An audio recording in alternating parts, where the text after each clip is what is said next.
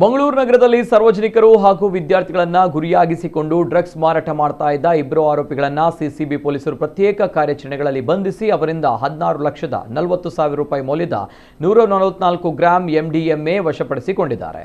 ಮಂಗಳೂರಿನ ಹೊಯ್ಗೆ ಬಜಾರ್ ನಿವಾಸಿ 30 ವರ್ಷ ಪ್ರಾಯದ ಪ್ರಣಾಮ್ ಕೋಟ್ಯಾನ್ ಮತ್ತು ಅರ್ಕುಳದ ಒಳಚಿಲ್ ಪದವು ನಿವಾಸಿಯಾಗಿದ್ದು ಪ್ರಸ್ತುತ ಮಂಗಳೂರು ನಗರದ ಪದವಿನಂಗಡಿಯ ಮುಗ್ರೋಡಿ ಗುರುನಗರದಲ್ಲಿ ವಾಸವಾಗಿರುವ 33 ವರ್ಷ ಪ್ರಾಯದ ಧನರಾಜ್ ಪೂಜಾರಿ ಯಾನೆ ಧನು ಒಳಚಿಲ್ ಬಂಧಿತ ಆರೋಪಿಗಳು. ಬೆಂಗಳೂರು ನಗರದಿಂದ ಎಂಡಿಎಂಎ ಖರೀದಿಸಿ ಮಂಗಳೂರಿಗೆ ತಂದು ಹೊಯ್ಗೆ ಬಜಾರ್ ಪರಿಸರದಲ್ಲಿರುವ ಮನೆಯಿಂದ ಸಾರ್ವಜನಿಕರು ಹಾಗೂ ವಿದ್ಯಾರ್ಥಿಗಳಿಗೆ ಮಾರಾಟ ಮಾಡುತ್ತಿರುವ ಬಗ್ಗೆ ಖಚಿತ ಮಾಹಿತಿ ಪಡೆದ ಸಿಸಿಬಿ ಪೊಲೀಸರು ಶುಕ್ರವಾರ ದಾಳಿ ನಡೆಸಿ ಪ್ರಣಾಮ್ ಕೋಟ್ಯನನ್ನ ಬಂಧಿಸಿದ್ದಾರೆ.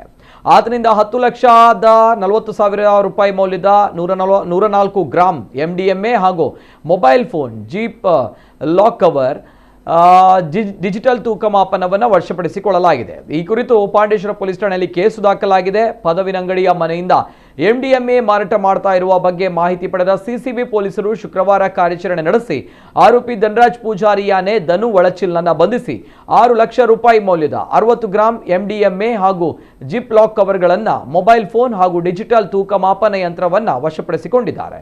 ಈ ಕುರಿತು ಮಂಗಳೂರು ಗ್ರಾಮಾಂತರ ಪೊಲೀಸ್ ಠಾಣೆಯಲ್ಲಿ ಕೇಸು ದಾಖಲಾಗಿದೆ. ಈ ಡ್ರಗ್ಸ್ ಮಾರಾಟ ಮತ್ತು ಸಾಗಾಟ ಜಾಲದಲ್ಲಿ ಇನ್ನೂ ಹಲವರು ಭಾಗಿಯಾಗಿದ್ದು ಆರೋಪಿಗಳ ಪತ್ತೆ ಕಾರ್ಯ ಮುಂದುವರೆದಿದೆ. ಇಬ್ಬರು ಆರೋಪಿಗಳು ಹಳೆ ಆರೋಪಿಗಳಾಗಿದ್ದು ಬೇರೆ ಬೇರೆ ಠಾಣೆಗಳಲ್ಲಿ ಪ್ರತ್ಯೇಕ ಪ್ರಕರಣಗಳು ದಾಖಲಾಗಿವೆ.